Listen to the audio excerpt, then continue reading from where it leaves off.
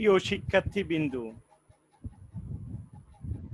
বাংলাদেশ জাতীয় বিশ্ববিদ্যালয় কর্তৃক অনলাইন ক্লাসের মাস্টার্স প্রিলিমিনারি এর Bangladesh constitution and government course number 411911 প্রথম ক্লাসে আমি ডক্টর মোহাম্মদ মাহবুবুর রহমান, সহকারী অধ্যাপক, রাষ্ট্রবিজ্ঞান বিভাগ, Sheikh Burhanuddin post graduate college, Dhaka, তোমাদেরকে স্বাগত। আমি প্রথমেই এই মহা দুর্যোগকালে জাতীয় বিশ্ববিদ্যালয় কর্তৃক শিক্ষার্থীদের কল্যাণার্থে শিক্ষার্থীদের নিকট এমন একটি উদ্যোগ গ্রহণকে স্বাগতম জানাই এবং তাদেরকে এরকম শিক্ষার্থীদের দ্বার প্রান্তে আমাদের ক্লাসকে পৌঁছে দেওয়ার জন্য আন্তরিক অভিনন্দন জানাই। আজকের ক্লাসে আমরা মূলত আলোচনা করব বাংলাদেশ কনস্টিটিউশন অ্যান্ড গভর্নমেন্ট কোর্সের প্রথম যে content, the constitution of Bangladesh, এই কন্টেন্টের উপর আমি তোমাদেরকে এটা সম্পর্কে বিস্তারিত জানাচ্ছি।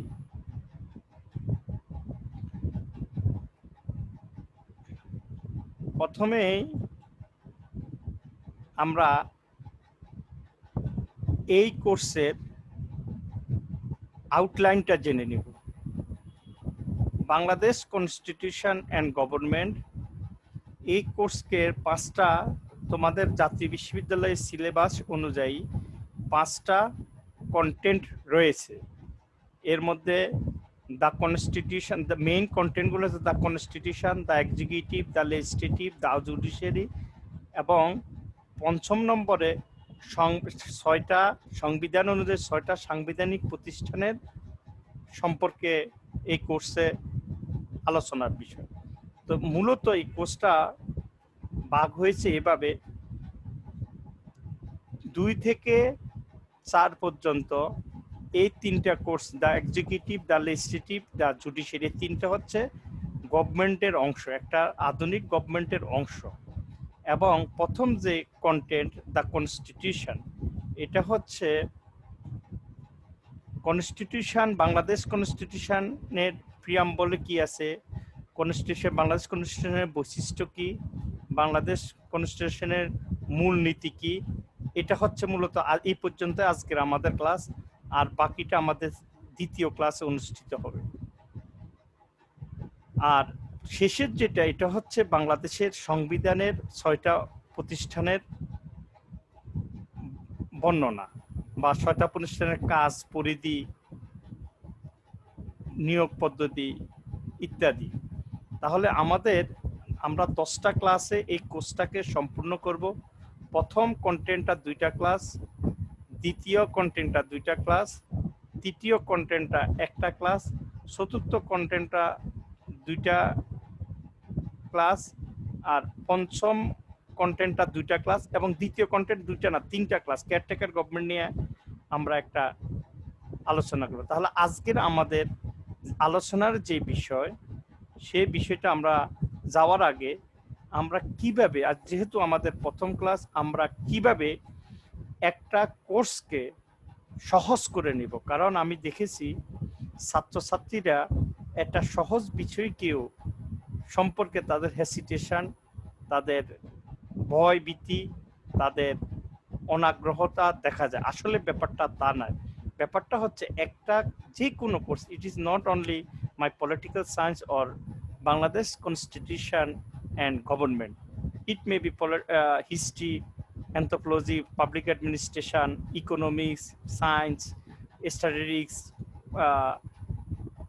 Any subject in your life. তুমি প্রথমে একটা কোর্সকে কিভাবে সহজ করবা, এটি আমি আমার ছাত্রছাত্রীদের উদ্দেশ্যে প্রথম ক্লাসে কয়েকটা দিক নির্দেশনা দিই। এটাই হচ্ছে ওটা, how to make the course easy. কিভাবে তুমি একটা কোর্সকে সহজভাবে তোমার মতো করে নিবা। এটা হচ্ছে প্রথম আমি যেটা বলি, নো অ্যাবাউট দ্য সিলেবাস আর আউটলাইন অফ দ্য কোর্স। তুমি প্রথমেই তোমার সিলেবাস বা সাবজেক্টের ওই বিষয়ের সিলেবাসটা জানতে হবে, আউটলাইন, এটার কন্টেন্টটা কি, এটার ভিতর বিষয়বস্তুটা কি, কি কি বিষয় নিয়ে এখানে আলোচনা হবে, এটা সম্পর্কে তোমাকে প্রথমেই জানতে হবে। তারপর হচ্ছে মার্কস ডিস্ট্রিবিউশন। তুমি এই যে কোর্সটা, এটা কিভাবে কতটা প্রশ্নের উত্তর দিতে হবে, কোন প্রশ্নের নাম্বার কেমন, এটা সম্পর্কে জানতে হবে। যেমন তোমাদের 17-18 শিক্ষাবর্ষ থেকে তোমাদের ভেরি শর্ট 1 নম্বরের 12টা প্রশ্ন থেকে 10টা প্রশ্নের উত্তর দিতে হবে, আর শর্ট 8টা প্রশ্ন থেকে 5টা প্রশ্নের উত্তর দিতে হবে 4 নাম্বার করে, এবং ব্রড অর এসে টাইপের কোশ্চান 8টা থেকে 60টা প্রশ্নের উত্তর দিতে হবে। অর্থাৎ 5 দশম 50, 4 20 80, আর 1 10, 80 নম্বরের তোমাদের রিটেন হবে। আর 20 নম্বর course teacher assignment, class performance, class attendance, tutorial, PTS test, যেভাবে উনি হিসাব করেন, যে প্রক্রিয়া নেন, এইভাবে তোমার ক্লাস টিচার 20 নাম্বার তোমাকে দিবেন। তারপর হচ্ছে এই যে সিলেবাস অনুযায়ী এই যে বুক কালেকশন, তুমি সিলেবাসেই যে কোনো কোর্সের এই সিলেবাস লেখা থাকে, তো এই অনুযায়ী তোমার সিলেবাসের অনুযায়ী কিছু বইয়ের নাম লেখা থাকে, ওইখান থেকে তুমি বই কালেক্ট করতে পারো, শিক্ষকদের কাছে জানতে পারো, এবং নিজেও টপিকস অনুযায়ী কিছু বই সংগ্রহ করে পড়তে পারো। তারপর রিড দ্য বুক, বইগুলো পড়তে হবে, মেক দ্য সাজেশন, এবং সিলেবাস, বিগত সনের প্রশ্ন এবং পরীক্ষার ধরন অনুযায়ী তুমি একটা সাজেশন তৈরি করবে। এই সাজেশন তৈরির পর তুমি যে পড়ছো এবং সাজেশনের সাথে, রিডিং বুক অ্যান্ড সাজেশনের সাথে মিলিয়ে যে জিনিসটা তোমার সাথে তোমার হেসিটেশন আছে, তোমার মানে ক্লিয়ার হয় না, এটা আবার বইতে গিয়ে দেখে এভাবে সমাধান করতে হবে এবং আয়ত্ত করে নিতে হবে। তাতেই তোমার পুরো বিষয়টা জানা হয়ে যাবে, এবং এইভাবেই তুমি পরীক্ষার হলে বা পরীক্ষা যাওয়ার আগে তোমার কনফিডেন্স গ্রো হবে, তুমি একটা বিষয়ের, একটা কোর্সের উপর ভালো দখল নিয়ে আসতে পারবা, এবং তোমার দক্ষতা অর্জন হবে। আচ্ছা, এখন হচ্ছে আজকের যে আমি এই কোর্সের জন্য আমি কিছু বই সিলেক্ট করেছি, এবং জাতীয় বিশ্ববিদ্যালয়ের সিলেবাস এবং আমার ব্যক্তিগত সংগ্রহের মাধ্যমে। এটা হচ্ছে দিলেরা সৌদির কনস্টিটিউশনাল ডেভেলপমেন্ট ইন বাংলাদেশ, বাংলাদেশের সংবিধান, the constitution of the people's republic of Bangladesh. আমি মূলত এই কোর্সে 72 সনের সংবিধানটা আমার কাছে নেই, আমি 2002 সাল পর্যন্ত মডিফাই করা ওই কনস্টিটিউশনটাই আমার কাছে আছে, ওটা নিয়ে আমি আলোচনা করেছি। জামাল খান এবং আমার একটা বই আছে, making a common cause, public management and Bangladesh, APPL থেকে, একাডেমিক প্রেস অ্যান্ড পাবলিশ, এটার সাথে ইনক্লুড কামাল হোসেনের Bangladesh quest for freedom and justice, এই বইটা, আব্দুল হালিমের বই constitutional law, politics, Bangladesh perspective, এটা নিজাম আহমেদ স্যারের 2টা বই আছে, চিটাং ইউনিভার্সিটির Nizam Ahmed sir, non party caretaker government in Bangladesh, এবং দ্য পার্লামেন্ট অফ বাংলাদেশ। আর বাংলাও কিছু বইয়ের রেফারেন্স আছে। সবচেয়ে আমাদের প্রথম 2টা ক্লাস সবচেয়ে বেশি আলোচনা হয়েছে বাংলাদেশের রাজনীতি ও সরকার, বাংলাদেশের রাজনীতি, সরকার ও শাসনতান্ত্রিক উন্নয়ন 1757 থেকে 2018 আমাদের 18 সাল, আমাদের এটা লাস্ট জুলাই 2019 আমাদের প্রখ্যাত রাষ্ট্রবিজ্ঞানী জাতীয় বিশ্ববিদ্যালয়ের উপাচার্য মহোদয়, আমার সরাসরি শিক্ষক প্রফেসর ডক্টর হারুনুর রশিদ স্যারের এই বইটা আমাদের দুই তিনটা ক্লাসে সবচেয়ে উপযোগী। তারপর হচ্ছে সাংবিধানিক আইন ও রাজনীতি, এটা ওই ব্যারিস্টার আব্দুল হালিমের বাংলার, ইংরেজি বইও আছে, বাংলা বই। তারপর আরও আছে স্বাধীন বাংলাদেশের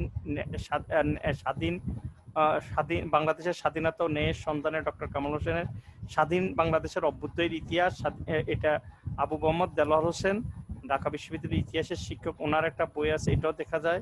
আর আমাদের অদূত ভূঁইয়া স্যারের ঢাকা বিশ্ববিদ্যালয়ের রাষ্ট্রবিজ্ঞানের স্বাধীন বাংলাদেশের অভ্যুদয়ের ইতিহাস, বিএস পাবে, এটাতেও আমরা কিছু সাহায্য নিতে পারি। কিন্তু একটা কি বিষয়, আমাদের যে 5টা কন্টেন্ট এবং 10টা ক্লাস, এই 5টা কন্টেন্ট এবং 10টা ক্লাস প্রত্যেক বই এক সমান না। যেমন আজ কনস্টিটিউশনটা প্রত্যেক ক্লাসেরই লাগবে, এবং আমাদের এই হারুন স্যারের বই, মানে দিলেরা ম্যাডাম, আমার বই, এবং আমাদের যে উল্লেখযোগ্য যে প্রথমের দিকে যে এগুলা প্রথম দুইটা ক্লাস কনস্টিটিউশনের কেন্দ্রিক যেটা, এরপরে এক একটা বই যেমন লেজিসলেচার সম্পর্কে, আইন পরিষদ সম্পর্কে নিজাম আহমেদ স্যার, জালাল ফিরোজ স্যারের বইগুলো আমাদের জন্য উপযোগী। এজন্য এক একটা ক্লাসে এক একটা বই বেশি উপযোগী। এজন্য আমি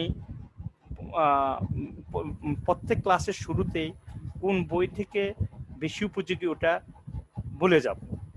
আচ্ছা, দেখা যাক আমাদের পরবর্তী, এই যে আমরা অলরেডি আজকের ক্লাসের যে বইগুলো উপযোগী, দিলারা ম্যাডামের সংবিধান, হারুন স্যারের বই, আমার বই, ডক্টর কামাল হোসেনের বই, আব্দুল হালিম স্যারের বই, শাহ আলম ল কমিশনের মেম্বার এবং সিটের শিক্ষক এর স্যারের বইটাও আমরা আজকে দেখছি।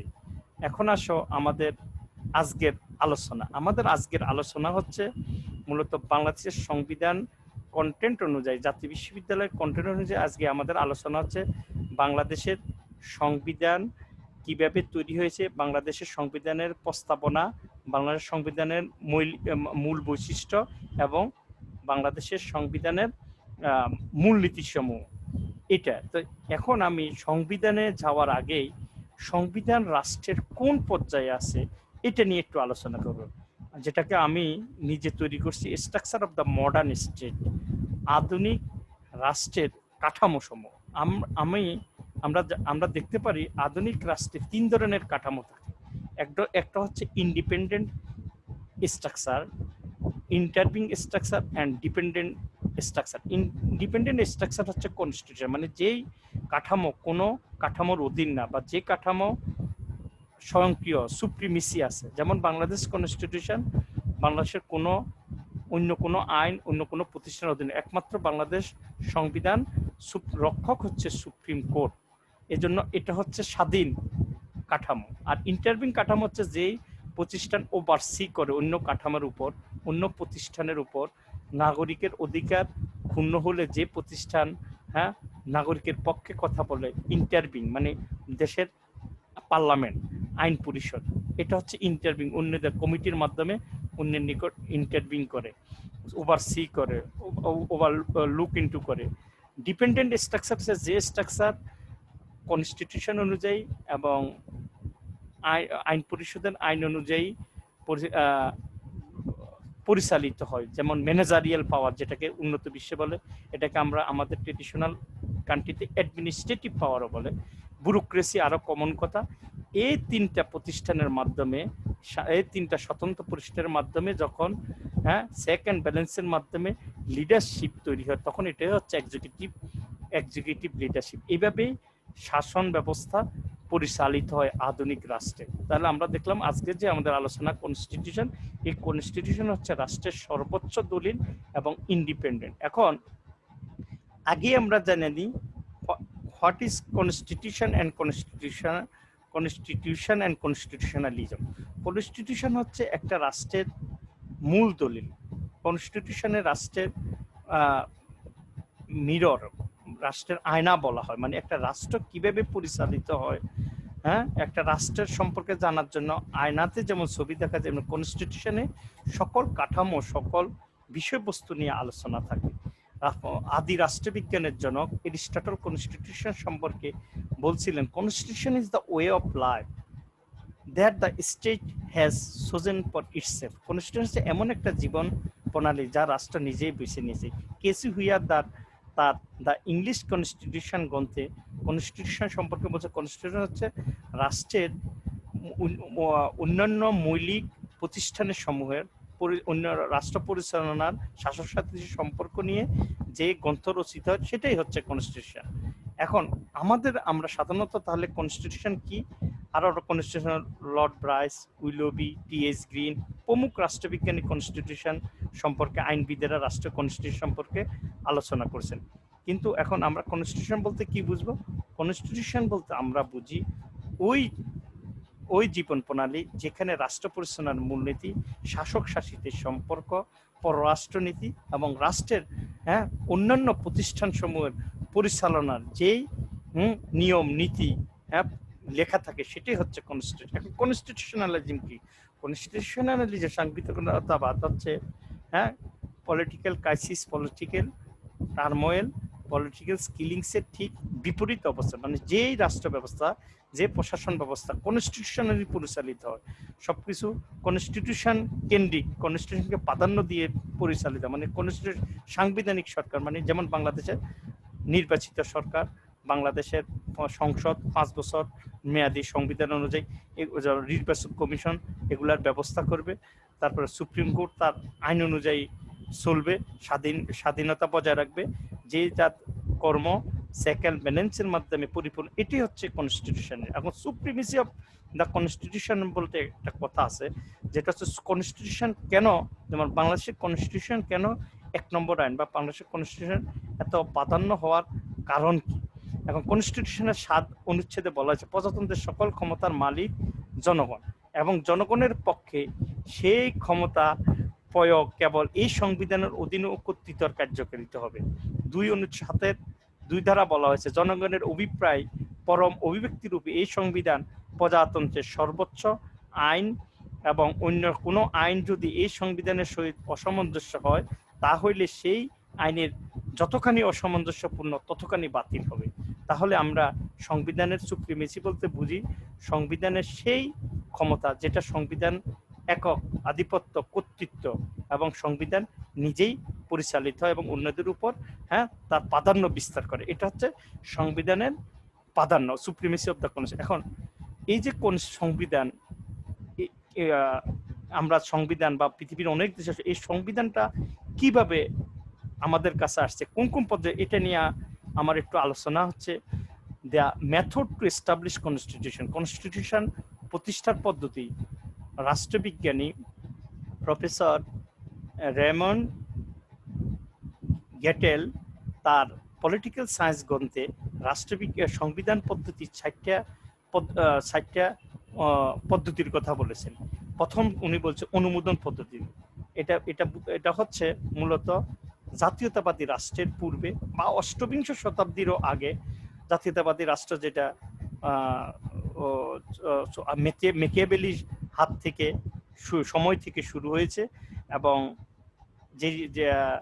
যেটা তোমার 1800 প্রতিষ্ঠা মূলত 1800 অষ্টবিংশ শতাব্দীর আগ পর্যন্ত তেমন কার্যকর ছিল না। সেই সময়ের পূর্বে মূলত রাজা, বাদশাহ, সুলতান, সম্রাটরা রাষ্ট্রের জনগণের অধিকার নিশ্চিতের জন্য, রাষ্ট্রের জনগণের অধিকার প্রতিষ্ঠার জন্য জনগণের জন্য কিছু অধিকার দান করছে, অনুমোদন দিয়েছে। এটাই হচ্ছে এইভাবে কিছু কনস্টিটিউশন, যেমন 1915 সালের ম্যাগনা কার্টা, যেটা রাজা জন কর্তৃক প্রদান করা হয়, নেপোলিয়নের ঘোষণা 1799, জাপানের মেজি সরকারের, মানে এই সংবিধানগুলো নাগরিকের অধিকার সম্পর্কিত বিষয় নিয়ে কিছু ছাড় দিয়েছেন শাসক গোষ্ঠী। এটাই হচ্ছে এইভাবে যে কোন সংবিধান এসেছে সেগুলো হচ্ছে মঞ্জুরি বা অনুমোদন, এখন সুপরিকল্পিত বাই ডিসকাশন, সুপরিকল্পিত রচনা। এখন মূলত পৃথিবীতে এই যে লিখিত সংবিধান বা মৌলিক যে সংবিধান, এই সংবিধান শুরু হয়েছে 1700 ফ্রান্স ডিক্লারেশন, ফরাসির যুদ্ধের 1789 সালের পর, এবং এই যে আমেরিকার যে সংবিধান 1787 থেকে লেখা শুরু হয়েছে, 1789 থেকে কার্যকর। এই সংবিধানের লিখিত হওয়া বা এই সংবিধানের নির্দিষ্ট করে দেওয়া অধিকার থেকে লিখিত সংবিধান বা সাংবিধানিক পদ্ধতি সবচেয়ে বেশি কার্যকর হয়েছে। এবং সুপরিকল্পিত রচনা হচ্ছে আলাপ আলোচনা, অন্যদের সাথে কম্পারিজন করে, অন্য রাষ্ট্রের সাথে, অন্য সংবিধানের সাথে, বা নাগরিকের অধিকার নিশ্চিত এবং শাসক শাস্তির সম্পর্ক দৃষ্টি করে যে সংবিধান রচিত হয়, এই সংবিধানটা হচ্ছে সুপরিকল্পিত বা সংবিধান এস্টাবলিশ বাই ডিসকাশন। এটা যেমন 1789 সালের মার্কিন সংবিধান, 1949 সালের ভারতের সংবিধান, এবং 1972 সালের বাংলাদেশ সংবিধান। তাহলে দেখা যাচ্ছে কি বাংলাদেশের সংবিধান হচ্ছে সুপরিকল্পিত রচনা এবং আলাপ আলোচনার মাধ্যমে ক্রমবিবর্তনের মাধ্যমে হয়। যেমন ব্রিটিশ সংবিধান, এটা হচ্ছে যে সংবিধান সাধারণ আইনের ন্যায় সংবিধান প্রবর্তিত হয়, প্রয়োজনের পরিবর্তে কোনো বিশেষ নিয়ম নীতি অনুসরণ না করে নিডস বেসিস যে সংবিধান হয়, সেই সংবিধান, যেমন ব্রিটিশ সংবিধান, ওটা সাধারণ আইনের মতো পরিবর্তিত হতে থাকে।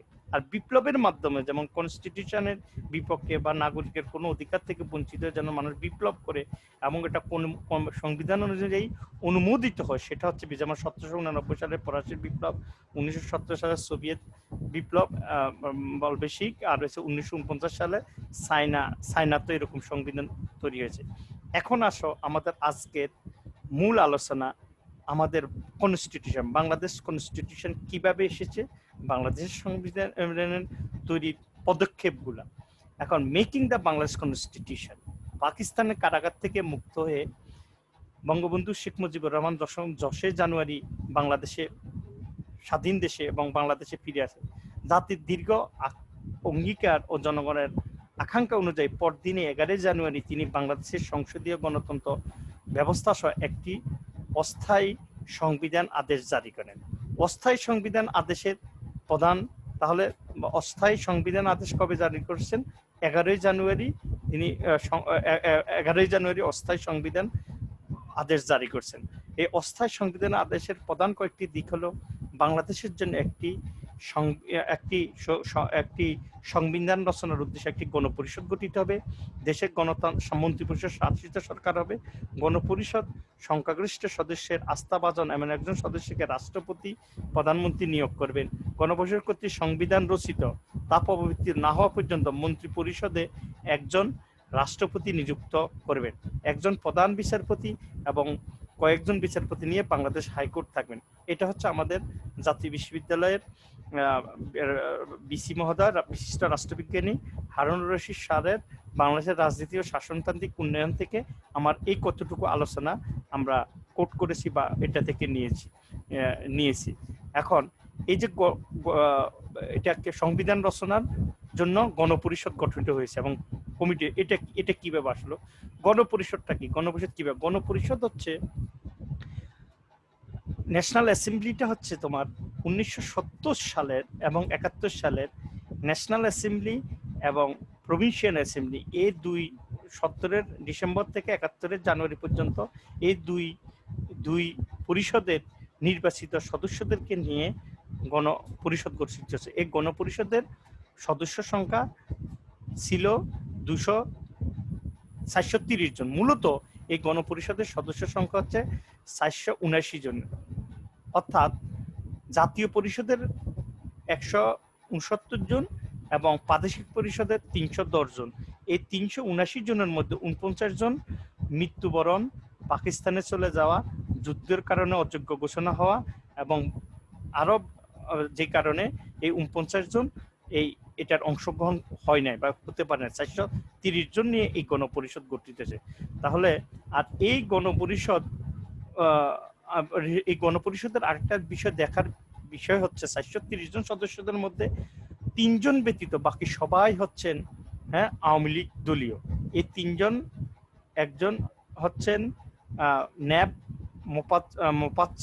মোজাফফর, মানে সুরঞ্জন সেনগুপ্ত, তিনি তখন ন্যাব মোজাফফর করেছিলেন এবং পরবর্তীতে উনি আওয়ামী লীগে যোগদান করেন এবং আওয়ামী লীগের মৃত্যু পর্যন্ত আওয়ামী লীগের দলীয় এমপি ছিলেন। এবং বাকি 2 জন সদস্য, এই 3 জন ব্যতীত সবাই আওয়ামী লীগের দলীয় সদস্য। এবং তাহলে এই গণপরিষদ 1972 সালের 10 এপ্রিল গণপরিষদের প্রথম অধিবেশন অনুষ্ঠিত হয়। প্রথম দিনে গণপরিষদ একজন স্পিকার শাহ আব্দুল হামিদকে স্পিকার এবং ডেপুটি স্পিকার নির্বাচিত করেন। গণপরিষদের দ্বিতীয় দিনে তৎকালীন আইনমন্ত্রী ডক্টর কামাল হোসেনের নেতৃত্বে 36 সদস্য বিশিষ্ট খসড়া সংবিধান প্রণয়ন কমিটি গঠন করা হয়। এখানে উল্লেখ্য বিষয়, 36 সদস্যের মধ্যেও তোমার একজন সদস্য বিরোধী দল থেকে, অর্থাৎ ওই যে ন্যাপ মোজাফফর, সুরঞ্জন সেনগুপ্ত, এবং একজন মহিলা সদস্য ছিলেন ব্যারিস্টার রাজি আক্তার বানু। এগুলা আমাদের লক্ষ্য করতে হবে, কারণ আমাদের এই কোর্সটা বাংলাদেশের সংবিধান সরকার নিয়ে, এটার খুঁটিনাটি জানতে হবে। এবং এখন যেহেতু তোমাদের পরীক্ষাতে সংক্ষিপ্ত প্রশ্ন আসে, এজন্য এগুলোই প্রশ্ন হবে, এগুলোই শিখতে হবে তোমাদেরকে। তাহলে এই 36 সদস্য বিশিষ্ট একমাত্র বিরোধী দলের নেতা ছিলেন সুরঞ্জন সেনগুপ্ত এবং একমাত্র মহিলা সদস্য ছিলেন ব্যারিস্টার রাজিয়া আক্তার বানু।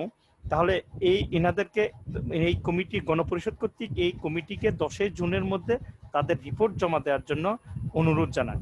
খসড়া সংবিধান প্রণয়ন কমিটি 34টি বৈঠকে মিলিত হয় এবং 300 ঘন্টা ব্যয় করে রিপোর্ট প্রণয়ন করে। এবং উল্লেখ্য যে এখানে কমিটির সভাপতি সহ অন্যান্য সদস্যরা যুক্তরাজ্য সহ অন্যান্য দেশে কনস্টিটিউশনকে পর্যালোচনার জন্য বিদেশ সফর করেন এবং বাংলাদেশের কনস্টিটিউশনে ওগুলা স্থান পায়। মূলত বাংলাদেশের কনস্টিটিউশন ভারত, আমেরিকা এবং যুক্তরাজ্যের সংবিধানের আলোকেই রূপান্তরিত হয়েছে। তো মাত্র 10 এখন সংবিধানের চূড়ান্তকরণ ও কার্যকর করা।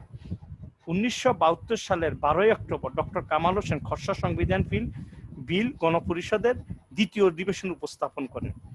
নিয়ম অনুযায়ী প্রথম, দ্বিতীয়, তৃতীয় পাঠ শেষে অর্থাৎ 4 নভেম্বর 1972 সালে সর্বসম্মতিকভাবে সংবিধান সংক্রান্ত বিলটি গণপরিষদ গৃহীত হয়।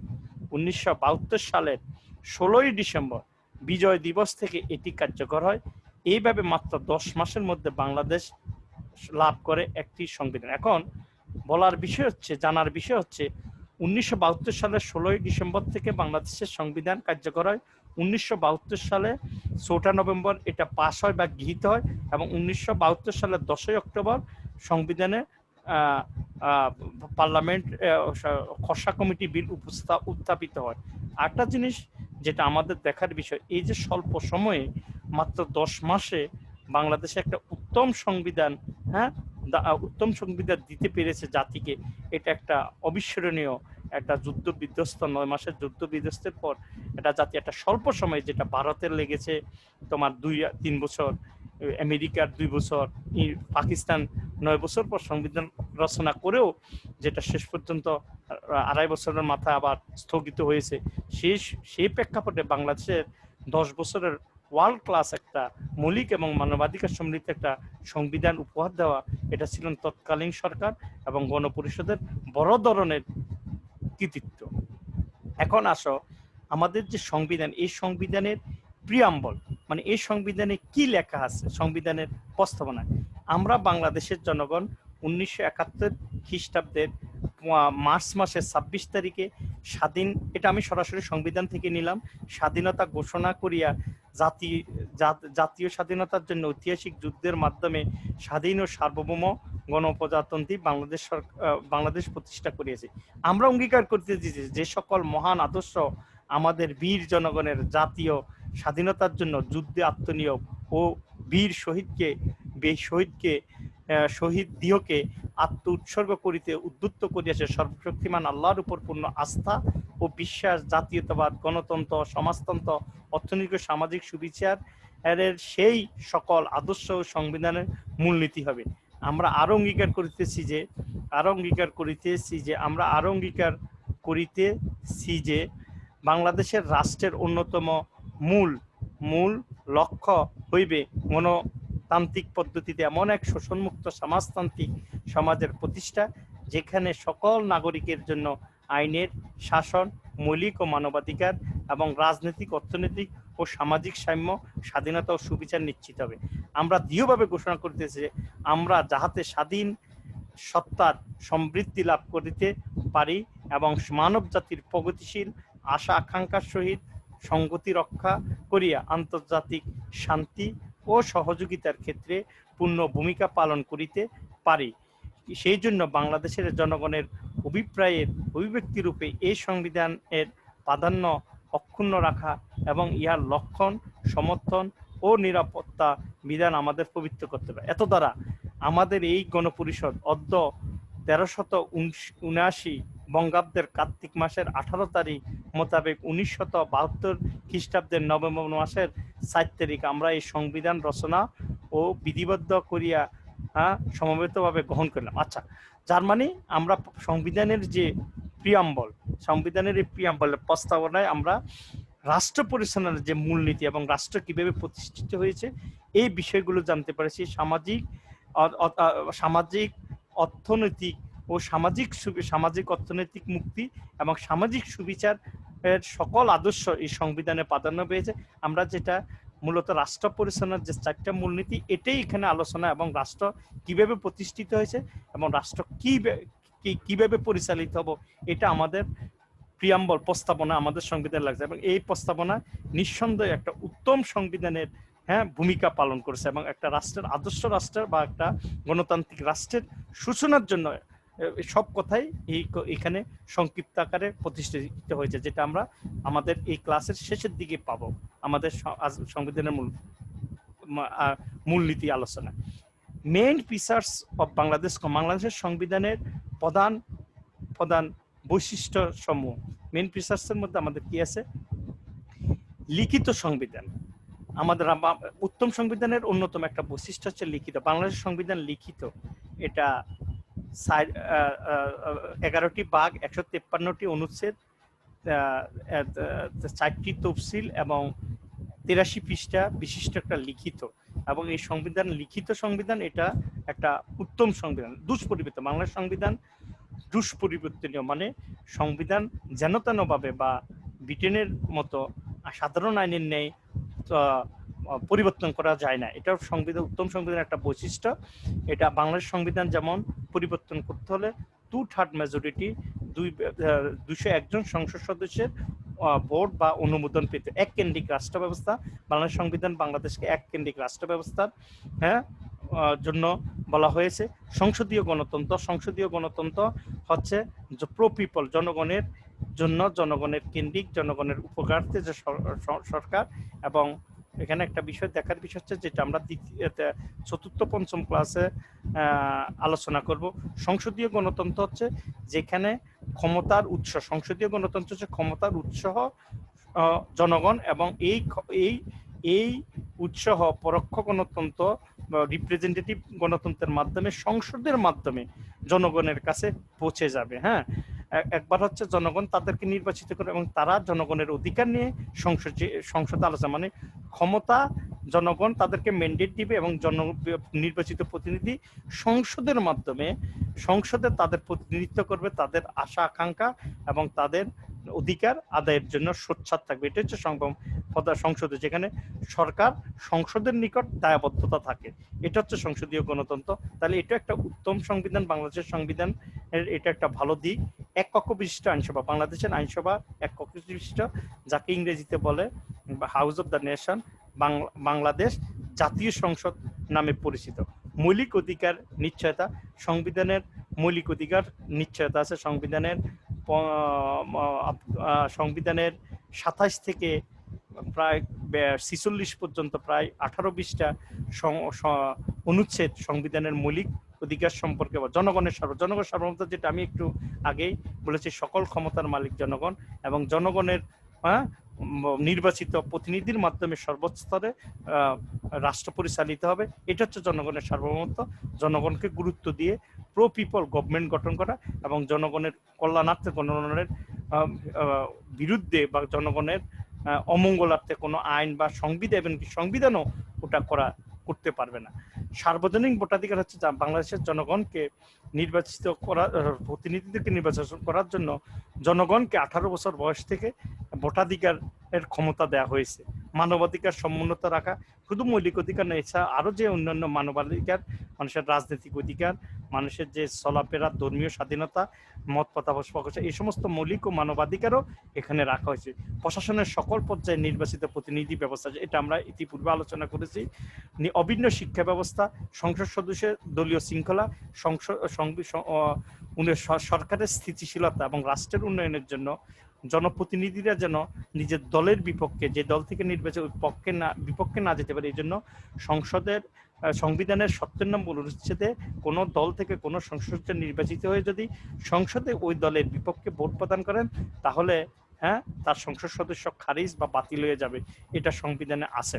ন্যায়পালের বিধান যদিও কার্যকর না, কিন্তু বাংলাদেশ সংবিধানের 77 নম্বর অনুচ্ছেদে ন্যায়পাল সম্পর্কে বলা হয়েছে, এবং ন্যায়পাল গঠন এবং ন্যায়পালের কার্যকারিতা বলা হয়। সুপ্রিম কোর্ট প্রতিষ্ঠা, প্রশাসনিক tribunal, these are the actually main characters of Bangladesh constitution. আসলে বাংলাদেশ কনস্টিটিউশনের যে বৈশিষ্ট্য, 1972 সালের মূল সংবিধানের যে বৈশিষ্ট্যসমূহ, এই বৈশিষ্ট্যসমূহ একটা উত্তম এবং কল্যাণকর রাষ্ট্রের, হ্যাঁ, কল্যাণকর রাষ্ট্রের, হ্যাঁ, মূল বৈশিষ্ট্য। এই জন্য বাংলাদেশের সংবিধান নিঃসন্দেহে একটা উত্তম সংবিধান এবং নিঃসন্দেহে জনদরদী একটা সংবিধান। এবার হচ্ছে principal of the state. Principal of the state হচ্ছে পলিসি। সংবিধানের 8 থেকে 15 নং অনুচ্ছেদে বাংলাদেশের রাষ্ট্র পরিচালনার মূলনীতি উল্লেখ রয়েছে। তবে বাংলাদেশের প্রধান 4টি মূলনীতি আছে, যা nationalism, socialism, democracy and secularism. এখন এইগুলা মূলত যে আমরা প্রথমেই প্রিয়াম্বলে বাংলাদেশের সংবিধানের প্রস্তাবনায় রাষ্ট্র প্রতিষ্ঠা এবং রাষ্ট্র কিভাবে পরিচালিত হবে এবং রাষ্ট্রের মূলনীতি কি হবে এবং এর এর ব্যাকগ্রাউন্ড আমরা আগে আলোচনা করছি। এখন জাতীয়তাবাদ হচ্ছে বাংলাদেশ সংবিধানের প্রথম যে মূলনীতি। এটা হচ্ছে 9 নম্বর অনুচ্ছেদে লেখা আছে। এটা সংবিধানের তোমার যে জাতীয়তাবাদ জাতিকে একই বন্ধনে আবদ্ধ করে, একই দৃষ্টিতে একইভাবে আলোচনা করে, মানে জাতীয়তাবাদী রাষ্ট্র জনগণের যে মৌলিক এবং মানবাধিকার সম্মিলিত এটা নিয়ে যে আলোচনার বিষয় সেখানে উত্থাপিত হয়, সেটা হচ্ছে জাতীয়তাবাদের মূল কথা। মানে রাষ্ট্র যখন তোমার জাতীয়তাবাদ একটি চেতনাও বলা হয়ে থাকে, এটাকে অভিন্ন উপাদান নিয়ে একটি নির্দিষ্ট জনগোষ্ঠীর মধ্যে এই চেতনা বা ঐক্যবদ্ধ সৃষ্টি, যা অন্যদের থেকে তাদেরকে পৃথক করে।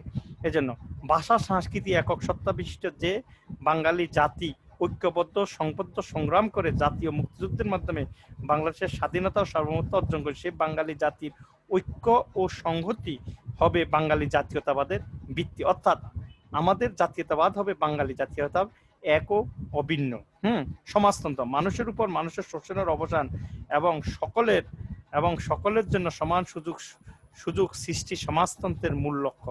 এই উদ্দেশ্যে উৎপাদন যন্ত্র, উপকরণ এবং বন্টন ব্যবস্থা নির্দিষ্ট মালিকানা ন্যস্ত করা সমাজতন্ত্রের সম্বন্ধে সংবিধানের 10 নম্বর অনুচ্ছেদে বলা হয়েছে। মানুষের শোষণের অবসান, একটি আইনানুগ ও সমতাভিত্তিক সমাজ প্রতিষ্ঠার লক্ষ্যে দেশে সমাজতান্ত্রিক অর্থনৈতিক ব্যবস্থা কায়েম করা হবে। এখানে সমাজতন্ত্রের ধারণা ভিন্নতম। সংবিধানের 13 নম্বর অনুচ্ছেদে স্পষ্ট করে উল্লেখ করা হয়েছে যে উৎপাদন যন্ত্র, উপকরণ এবং বন্টন ব্যবস্থা রাষ্ট্র মালিকানার পাশাপাশি ব্যক্তি মালিকানা থাকবে। বস্তুত বাংলাদেশের জন্য গণতান্ত্রিক পদ্ধতিতে শোষণমুক্ত সমাজ প্রতিষ্ঠার স্বার্থে সমাজতন্ত্র গ্রহণ করা হয়েছে। গণতন্ত্র হচ্ছে একটি রাজনৈতিক ব্যবস্থা যা জনগণের অংশগ্রহণ সম্মতির ভিত্তিতে পরিচালিত। গণতন্ত্রের রাষ্ট্রের মূলনীতি হিসেবে গ্রহণ করে বাংলাদেশের সংবিধানের 11 নম্বর অনুচ্ছেদে গণতন্ত্র সম্পর্কে বলা হয়েছে। এবং এটা গণতন্ত্র হচ্ছে আসলে জনগণের শাসন, মানে জনগণের ম্যান্ডেট প্রাপ্ত প্রতিনিধিরাই সরকার পরিচালনা করবে এবং জনগণের ইচ্ছা আকাঙ্ক্ষা, জনগণের উপযোগী, জনগণের উপকারী, নিরপেক্ষ ব্যবস্থা, এটা হচ্ছে গণতন্ত্রের মূল কথা। প্রজাতন্ত্র বাংলাদেশ হবে একটি, যেটা সংবিধানের 91 অনুচ্ছেদে বলা হয়েছে,